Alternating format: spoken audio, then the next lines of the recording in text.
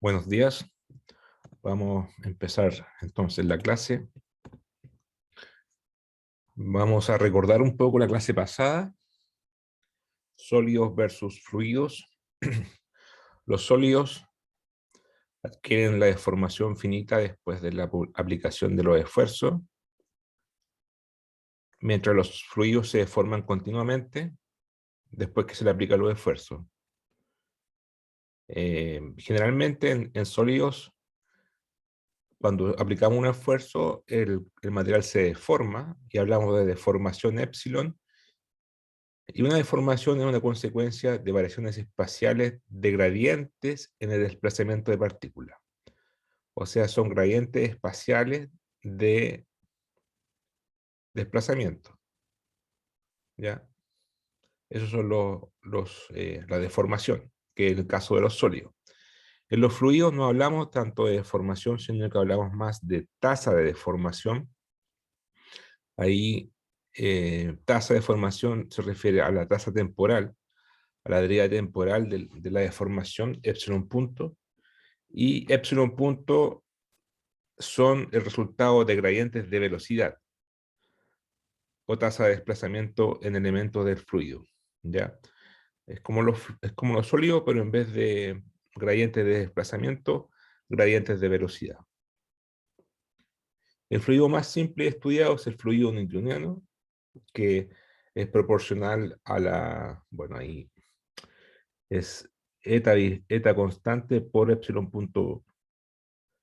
La viscosidad es constante, ¿ya? Y la tasa de formación dividir el punto. ¿Ya? Hay un error de tipeo ahí. La mecánica de fluidos se basa en la conservación de masa, conservación de momentum y energía, y además se considera una ley constitutiva la que describe cómo se mueve un fluido bajo la fuerza aplicada.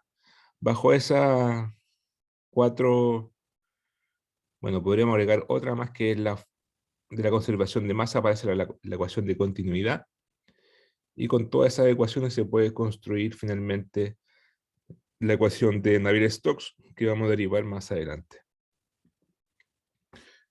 Aplicaciones de fluidos en geodinámica: flujo en agua subterránea, flujos magmáticos, acuíferos, geysers, convección en el manto, que va a ser uno de los capítulos principales que vamos a ver en este curso, formación de pliegues y de empirismo.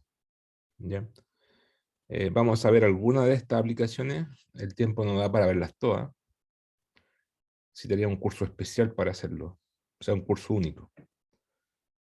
¿Ya? Único en tierra sólida, me refiero. Conservación de masa. Bueno, vimos la conservación de masa ayer, o sea, la clase pasada. Antes,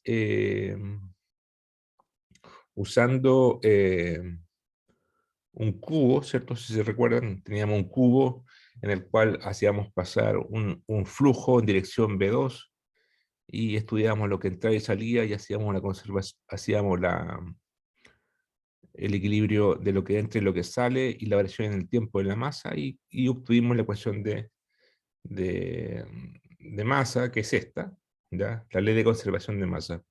Otra forma alternativa de ver esto, es quizás más corto, es recordando los conceptos de flujo vectorial que vieron en cálculo avanzado, en plan común, en donde podemos decir que la variación de masa dentro de un volumen B, más el flujo de masa que entra y sale, debe ser cero. Eso es conservación de masa. Y eso es la variación de la masa en el tiempo. Ahí está ese término, variación de la densidad en el tiempo, integrado en el volumen, está por el tiempo, y acá está lo que entra y sale, ¿eh? ¿Ya? Entonces esta es la ecuación de flujo. Matemáticamente, un flujo vectorial es la integral de superficie del vector del campo vectorial U por la normal integrado a la superficie. Eso es la definición.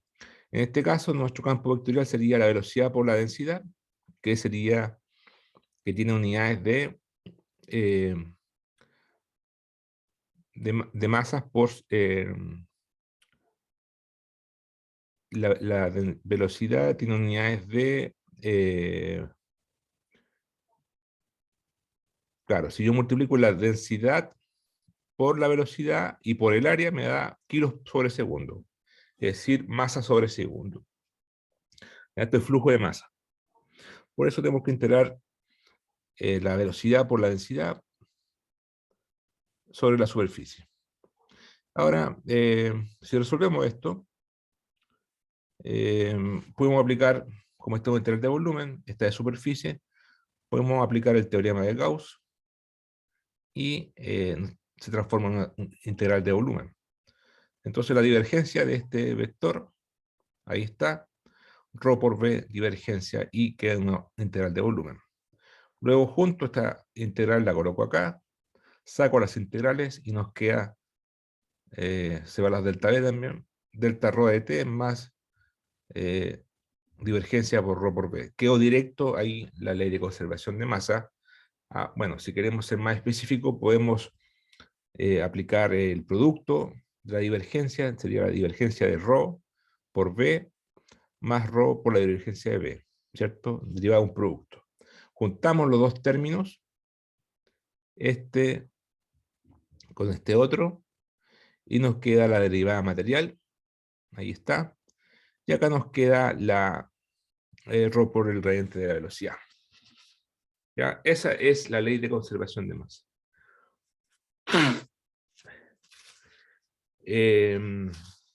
Lo mismo que derivamos la otra vez, ¿ya? De otra forma. Si ρ es constante, es decir, la densidad varía poco en un rango de espacio, en un rango de dimensiones de distancia, entonces, si ρ es constante, la densidad, la divergencia de la velocidad va a ser cero, y eso se conoce como la ecuación de continuidad. ¿Ya? Es una condición, además de fluido inextensible o incompresible. Y quiere decir que, bueno, que la densidad varía poco en un rango de espacio. ¿Ya? El fluido bastante líquido. Eso es la ecuación de continuidad. Ahí está. Lo mismo que vimos la otra vez. Si ρ es constante, entonces la divergencia de B es cero. Ecuación de continuidad y es para un fluido incompresible. Entonces, ¿qué es un fluido incompresible? Es un fluido en el cual su densidad no varía mucho en un rango de espacio. Por ejemplo, el agua. ¿Ya? El agua es incompresible, es un líquido. Y si ustedes toman la densidad del agua en el océano, a pesar de que en algunas partes es muy profundo el agua, la densidad del agua varía re poco, a pesar de las grandes distancias y profundidades. ¿Ya? Eso es un líquido. Un líquido son los que toman la forma de un contenedor cuando está sometido a la fuerza de gravedad. Un recipiente, un vaso y otro líquido puede ser el aceite, ¿ya? Adquiere la forma del recipiente. En cambio, un gas, el aire, el oxígeno, no es incompresible, sino que es compresible.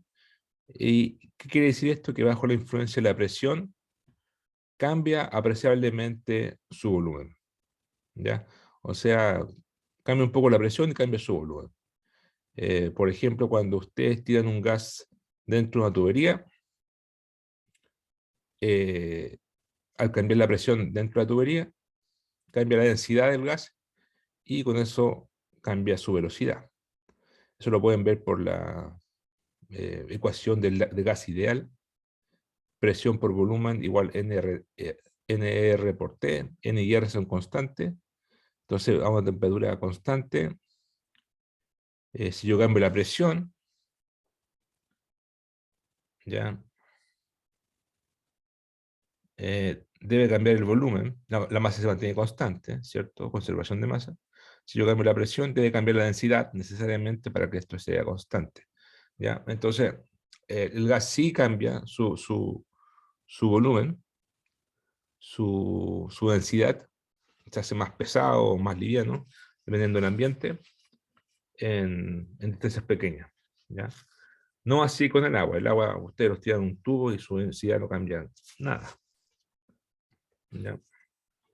Tienen que ponerle sal, cosas así, para que cambien, cosas químicas. Ya, eso son los fluidos compresibles y los compresibles. Los gases no se ven en esta parte del curso, eso lo van a ver después con en la atmósfera, con Ricardo Muñoz. Nosotros nos vamos a concentrar más en flujos tipo líquidos. ¿Ya? Ahora volvamos a la ley constitutiva. Ya vimos la ley de conservación de masa, ecuación de continuidad. Ahora tenemos que derivar la ley constitutiva. Bueno, en general, la tasa de formación es proporcional a sigma por n. ¿Ya? Y donde n es igual a 1. Solamente para el caso newtoniano, que es en la mayoría de los casos de los fluidos en la Tierra. ¿Ya? En este curso vamos a estudiar fluidos newtonianos. En ese caso, la ley constitutiva, bueno, aquí vamos a hacer un repaso de sólido, porque las ecuaciones constitutivas de un fluido son muy análogas a la ecuación de un sólido elástico. Para un sólido elástico, la ley constitutiva es la siguiente. Sigma ij es CIJKL por epsilon K sub L. O sigma ij, lambda, epsilon K sub K por delta ij más 2 mu epsilon ij. En realidad, este tensor CIJKL es un tensor de 81 constantes, un tensor de cuarto orden de 3 elevado a 4, y con argumentos de simetría, isotropía, conservación de energía elástica, se puede demostrar que se puede reducir solamente a dos constantes independientes, que son las constantes lambda y mu, que ustedes vieron en el curso de sismología, y mu es el módulo de rigidez, lambda es el primer parámetro de la M, y se puede escribir sigma ij igual a lambda por epsilon k sub k, donde epsilon k sub k es esto, que es la divergencia del vector de desplazamiento, o es la traza del tensor de deformación, que son las derivadas espaciales del desplazamiento con respecto a x, y z. Delta ij es el delta de Kronecker, mu es el módulo de rigidez, y epsilon ij es el tensor de deformación. Ahí está. Epsilon ij es 1 medio delta wi a delta xj más delta wj delta xy. Ahora si derivamos esto con respecto al tiempo, nos va a dar el tensor tasa de deformación, y acá estos desplazamientos se convierten en velocidades, y nos queda que este es el tensor de deformación. Ahora sí vamos a ver entonces la ley constitutiva para los fluidos. Para un fluido sin fricción, es decir, un fluido ideal, perfecto, sin viscosidad, el esfuerzo, sigma ij, o tau o ij, son iguales, esto es pura convención o nomenclatura, es igual a menos P por delta ij. Es un fluido isotrópico, eh, con P constante, o sea, con P variable en el espacio, pero apunta siempre en la misma dirección, hacia adentro de la superficie del cuerpo. Por eso es menos P por el delta Kronecker. Eso es un fluido perfecto, sin fricción, sin viscosidad. Pero en general tenemos fluidos viscosos, entonces a esta componente, a la ecuación 4, hay que agregarle el tensor de constantes viscosas DIJKL por el tensor de tasa de formación, y análogamente a la elasticidad, CIJKL, este tensor de IJKL se puede, por argumentos de simetría, de isotropía y de conservación de energía, se pueden reducir a dos constantes independientes, que son las constantes lambda' y mu', donde lambda' es el primer coeficiente de viscosidad, y mu' es la viscosidad dinámica que ustedes más conocen como eta, que es la resistencia de un fluido a la deformación. Entonces, podemos decir que acá está la parte isotrópica. Bueno, Ahí está la parte de presión. Lambda prima, epsilon punto, K sub K, que es esto, que es la traza de formación, que son los gradientes de velocidades, y es la divergencia de la velocidad.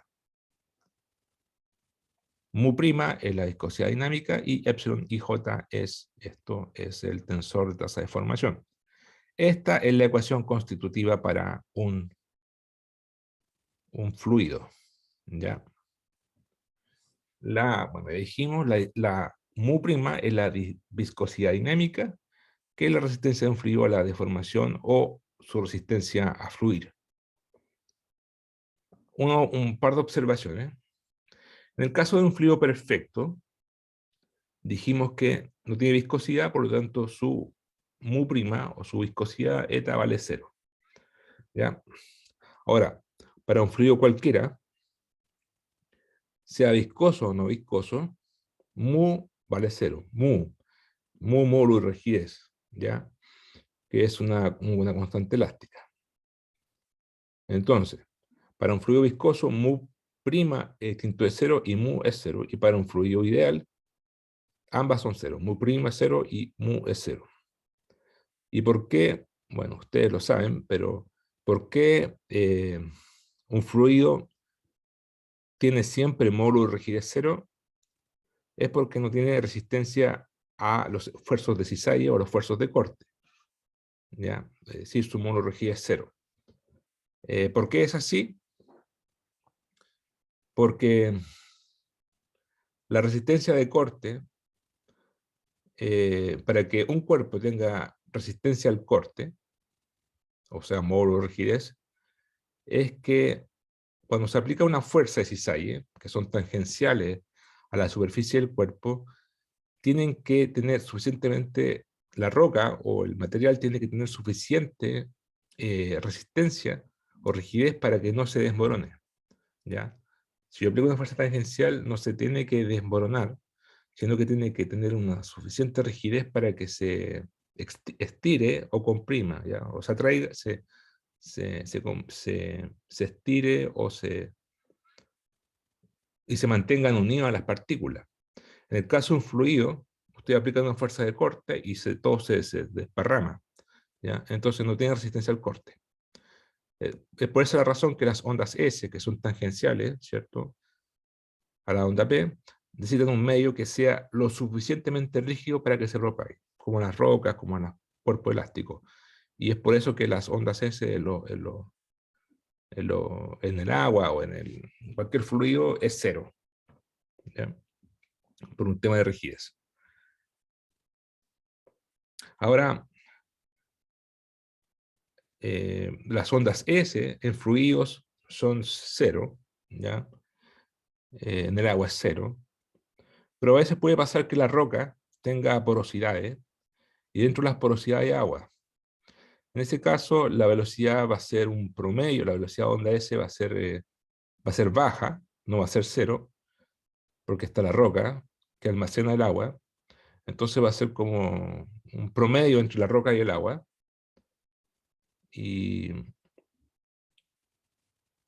pero va a ser bien baja, entonces va a ser bastante distinguible con experimentos de sísmica la presencia de fluidos gracias a la onda S. Ya, volviendo a geodinámica.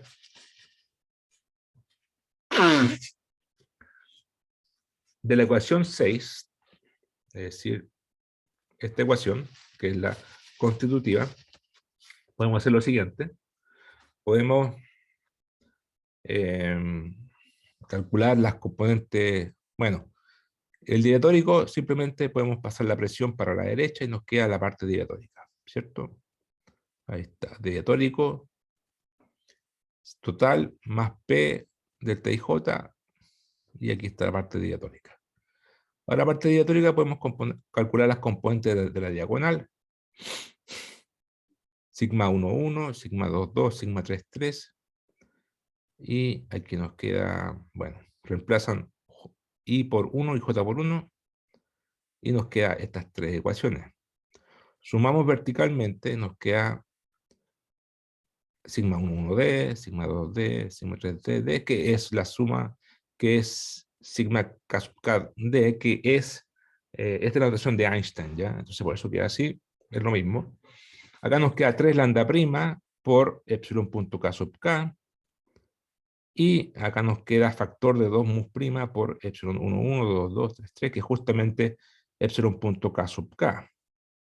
Vamos a factorizar por epsilon punto K sub K, factor de 3 lambda prima más 2 mu prima, igual a sigma K sub K D. Ahora, si recordamos, la traza de un esfuerzo deviatórico, ahí está, sigma 1, 1D, sigma 2D, sigma 3, 3, que es la suma del esfuerzo deviatórico y I, sería campo total, menos la presión fluido, menos pi tercio. Esto nos va a quedar igual a sigma II, esto es P igual a 3P menos 3P igual 0. ¿Ya? No es de sorprenderse que el campo total normal porque de un deviatórico es 0, porque el deviatórico no es isotrópico, es anisótropo. Entonces, es esperable que sea 0 la parte isotrópica, la normal. Ahí está la demostración matemática, ¿ya? Entonces significa que este producto es 0. Entonces tenemos dos opciones. Este producto es 0, o sea, este elemento es 0 o este elemento es 0.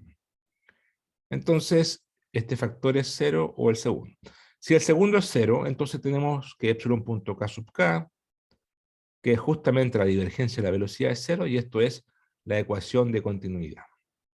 Que es cierto, eso siempre se cumple para un fluido incompresible líquido. ¿Ya? Entonces, si estamos trabajando con un fluido líquido o incompresible, todo esto es consistente y no hay sorpresa. Pero en general, podemos trabajar con un fluido no compresible, o sea, no incompresible, y se tiene que epsilon punto K sub K no es 0. Eso en general. En ese caso, 3 lambda prima más 2 mu prima es 0. ¿Ya? Lo que implica esto es que lambda prima valdría menos 2 mu prima tercios. Por lo tanto, el tau IJ deviatórico, o sigma IJ deviatórico, sería, reemplazo acá, ahí, lambda prima, que es menos 2 tercios mu prima, ahí está. Nos queda esta ecuación, factorizo por 2 mu prima, y nos queda epsilon punto IJ menos epsilon punto K sub K dividido por 3 por delta IJ. Si se dan cuenta, esta expresión, muy parecida a esta, ¿ya? Esto es justamente un tensor de tasa de formación deviatórico. Ahí está. Tensor de tasa de formación deviatórico, epsilon punto IJ menos epsilon punto K sub K dividido por 3 delta IJ. ¿Ya? Entonces, conclusión, el tau IJ deviatórico es 2 mu prima por el tasa de formación deviatórico epsilon punto DIJ. Bueno, mu prima es la viscosidad, sus unidades son de pascal por segundo, 10 poas es 1 pascal por segundo, y podemos escribir esto como TIJD, 2 veces la viscosidad por epsilon punto IJ. Algunos valores de viscosidad: manto 10 elevado a 21, elevado a 22 poas, el agua es bastante baja, bastante líquida, 10 elevado a menos 2, vidrio 10 elevado a 19, bastante viscoso, sal pura 10 elevado a 21, y sal en roca 10 elevado a 17. Vimos este ejemplo la clase pasada, así que lo pueden ver en los videos anteriores. Ahora entremos un poco a la ecuación de movimiento. ¿Ya? La ecuación de movimiento nos dice que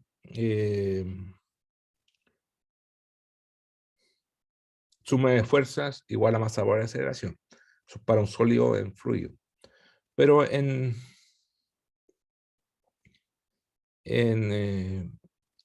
eso es generalmente para partículas, ¿ya?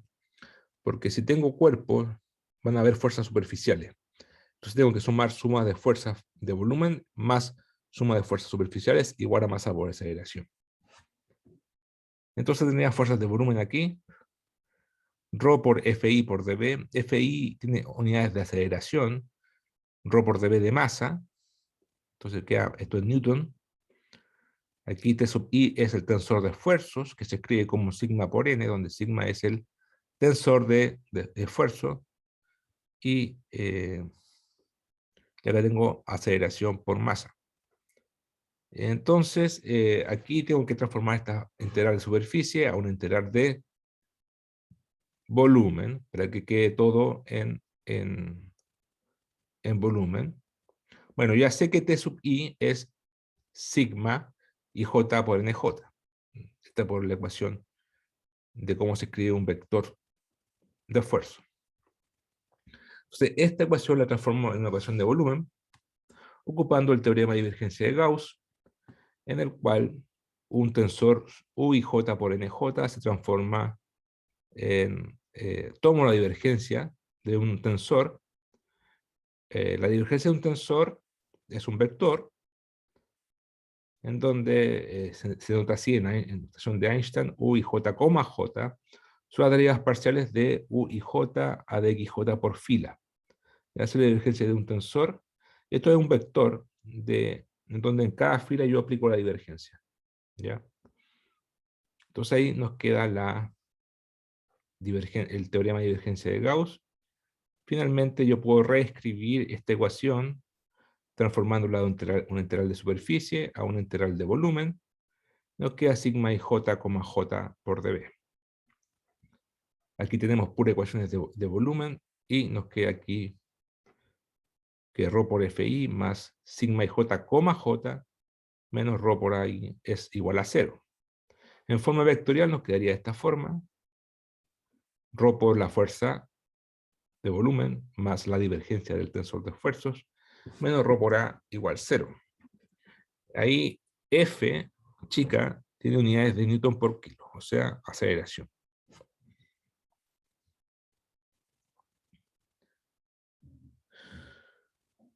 Desde el punto de vista lagrangiano, tenemos esta ecuación, que es la misma que está acá. Esta. Lagrangiano es cuando yo estoy fuera del sistema. O sea, el sistema de referencia está fijo. ¿Ya? Desde el punto de vista euleriano, sistema de referencia en el cual el sistema se está moviendo, por ejemplo, un fluido, entonces ahí aplico, en vez de la derivada parcial, ocupo la derivada material, de grande, ¿cierto? De sigma de t, derivada parcial de sigma delta t, más b por delta sigma. Entonces reemplazo este parcial por una de material. En el fondo lo que estoy haciendo aquí es agregar el término de advección, ¿ya? El término advectivo, que es el efecto de la propiedad que se da por moverse el sistema, porque como el fluido se mueve con velocidad v, entonces tengo que agregar este término y ahí está incluido, ¿ya? Entonces con la derivada material. Y lo demás sigue tal cual, ¿ya? Entonces la ecuación 8 es la ecuación de movimiento para un fluido, ¿ya? Eso es el concepto. Esa es la ecuación 8. A modo de resumen, tenemos las siguientes ecuaciones. Tenemos la ecuación de movimiento, la que derivamos recién, la ecuación de continuidad y la ecuación constitutiva. Esta es, que viene de acá.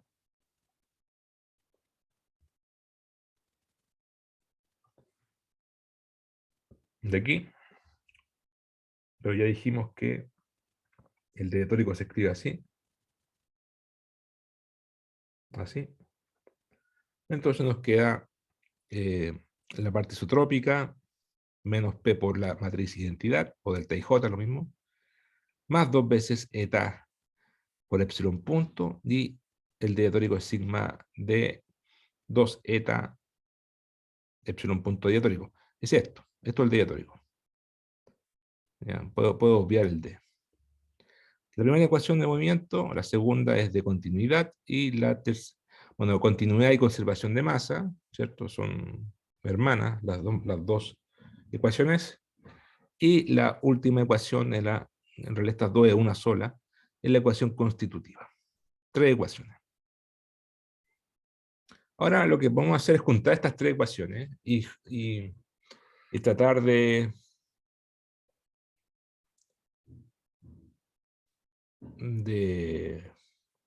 encontrar una ecuación diferencial en que no aparezcan los esfuerzos sigma, por ejemplo, para resolver el campo vectorial de un fluido.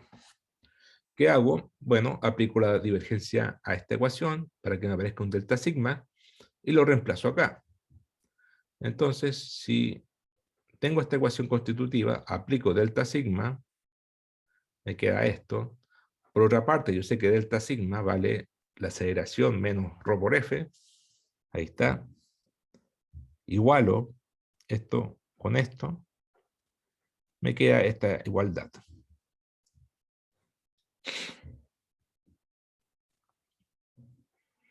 Ahora tengo esto por componente, el lado izquierdo. Ahí está. En el lado derecho aplico la divergencia. Bueno, la divergencia de un escalar va a ser un vector. Bueno, esto es un gradiente, ¿ya? Es como un gradiente aquí. Claro, este es un escalar por una matriz. Entonces la divergencia de una matriz es un vector. Y me queda el gradiente de P aquí. Menos delta P a delta XY. Esto es vectorial. O sea, no, este es un escalar porque está con la componente y-. Ya, la primera componente es la componente y del vector gradiente de presión. Sigo con la divergencia, delta de xy a este término, que es 2 eta por el tensor de tasa de formación, que es un medio de delta BI a delta XJ, más delta BJ a delta XY. Se van los dos. Y voy a dar vuelta el orden, paso este para acá y este para allá. Derivo, cruzado, me queda 2 segunda derivada de BJ, de XY segunda, ahí está, y el otro va a ser una derivada cruzada. Derivada segunda de BI, de X a de XJ. Ahora, si yo identifico los términos, bueno, este es ρ por la fuerza, lo paso para allá, ρ por la fuerza, este es ρ por la aceleración, ahí está, este es el gradiente de presión, menos gradiente de presión, ahí está. Este es si yo hago la suma sobre I, ese es un laplaciano. Eta por el laplaciano de la velocidad, que es esto. Laplaciano de cada componente es la suma de las derivadas segundas de cada componente. Eso es el vector laplaciano. El otro término este es la derivada, la divergencia de la divergencia. Perdón, el gradiente de la divergencia.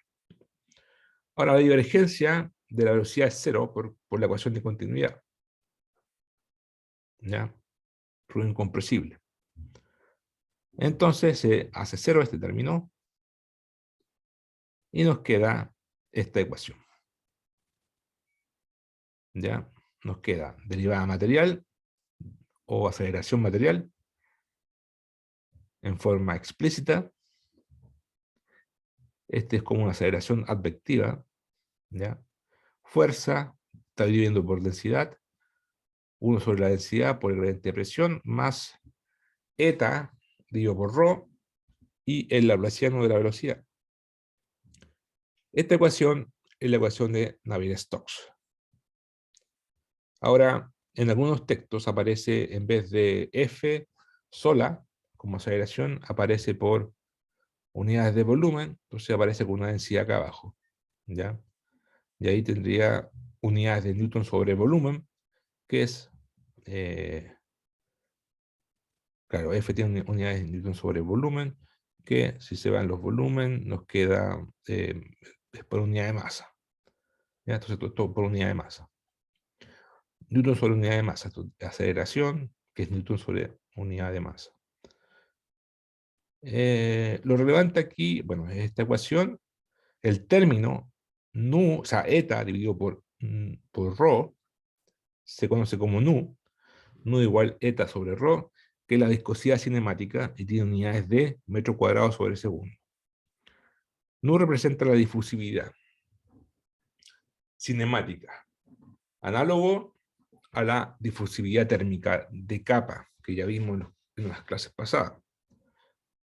¿Qué quiere decir eso? Da una perturbación en un punto y da un tiempo, ¿cuánto se difunde el momento o el movimiento del fluido? Eso va a estar dado por nu. ¿Ya?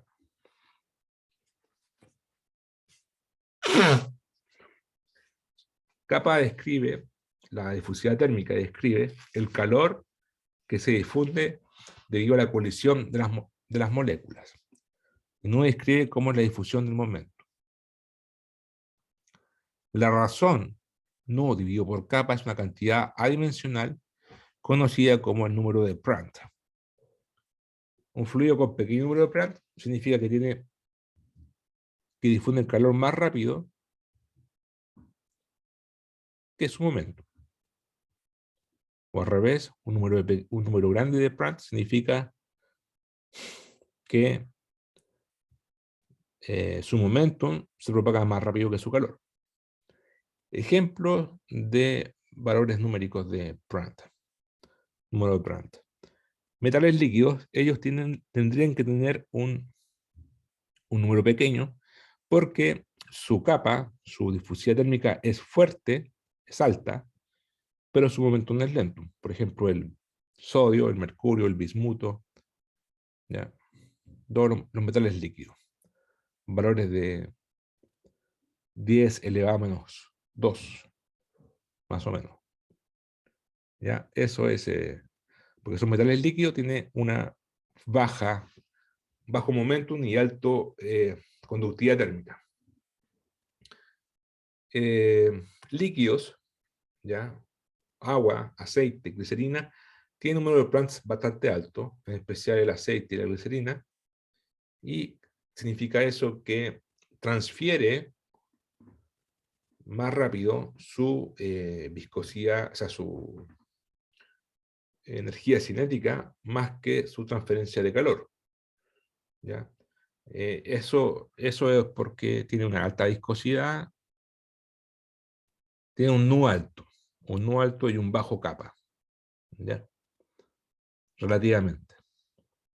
Y algo que está entre medio, que transmite la misma proporción su calor y su momentum, son los gases, el aire, el dióxido de carbono, el monóxido de carbono, el helio y el hidrógeno, que está en torno a 1. ¿Ya? Esos serían casos intermedios en que su calor y su momentum se transfieren a la misma razón. Vamos a aplicar un poco la ecuación de Stokes, ya, esto es lo último que va a hacer en la clase, a un ejemplo de un semiespacio infinito. Un fluido en reposo en semiespacio infinito.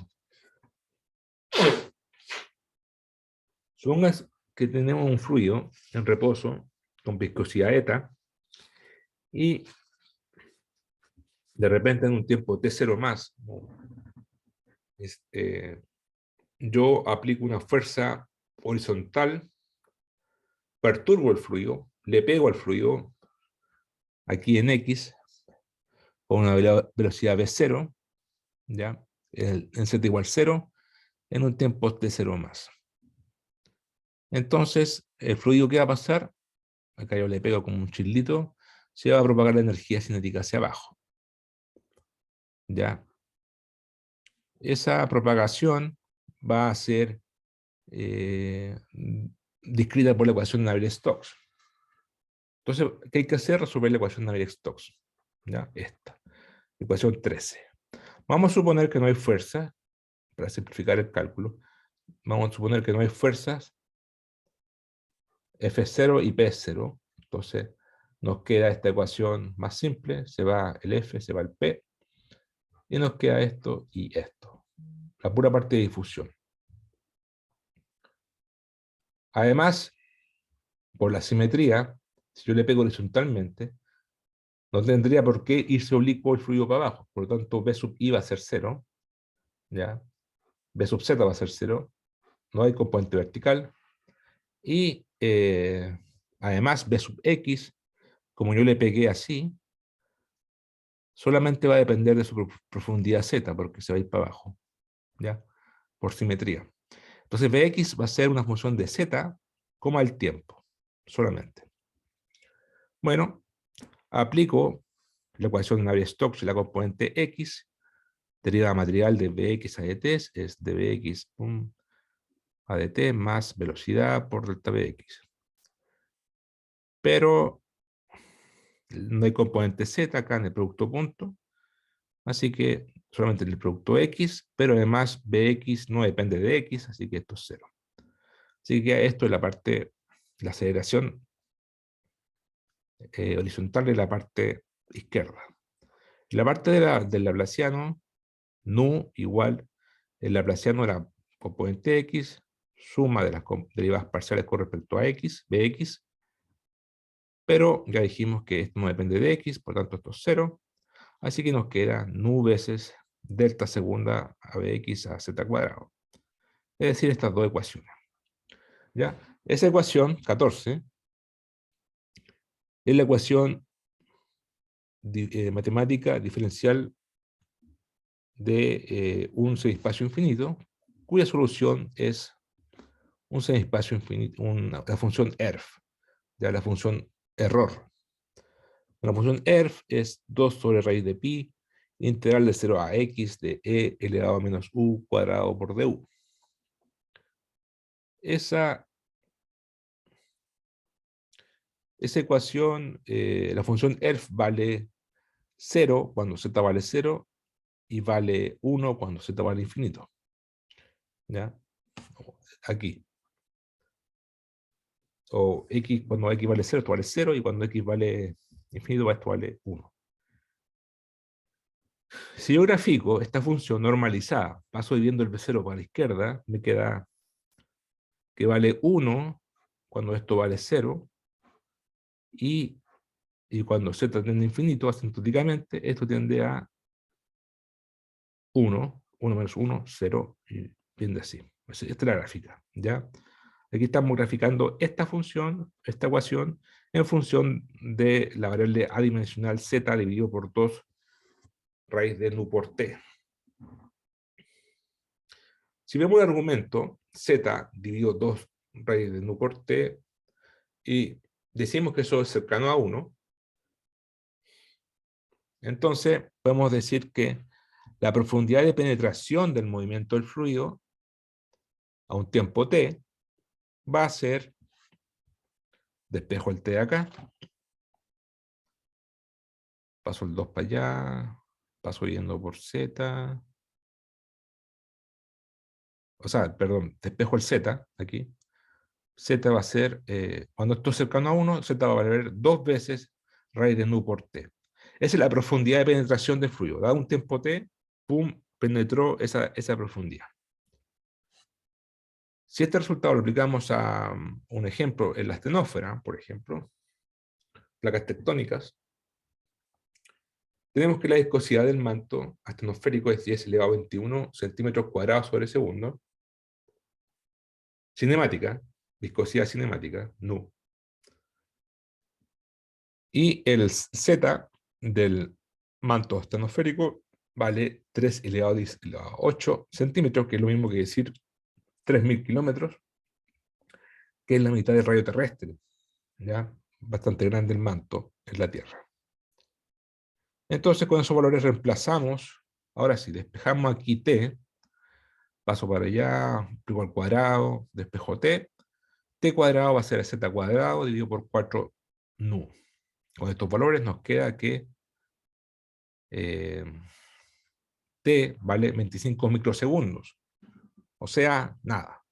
O sea, es instantáneo, casi instantáneo, lo que quiere decir que si yo le pego acá, si la tectónica de la placa se mueve aquí, disturba, le pega aquí al fluido, a la astenosfera, este se va a propagar instantáneamente hacia abajo, ¿ya? Instantáneamente hacia abajo. Y la velocidad tiende a cero de forma instantánea. ¿Y por qué instantáneo? Porque es tan alta la viscosidad, es tan bajo, es tan alto su nu, su viscosidad cinemática, por tanto es tan alto su término difusivo que se difunde instantáneamente. ¿Ya? Es por eso. Eso es el caso de,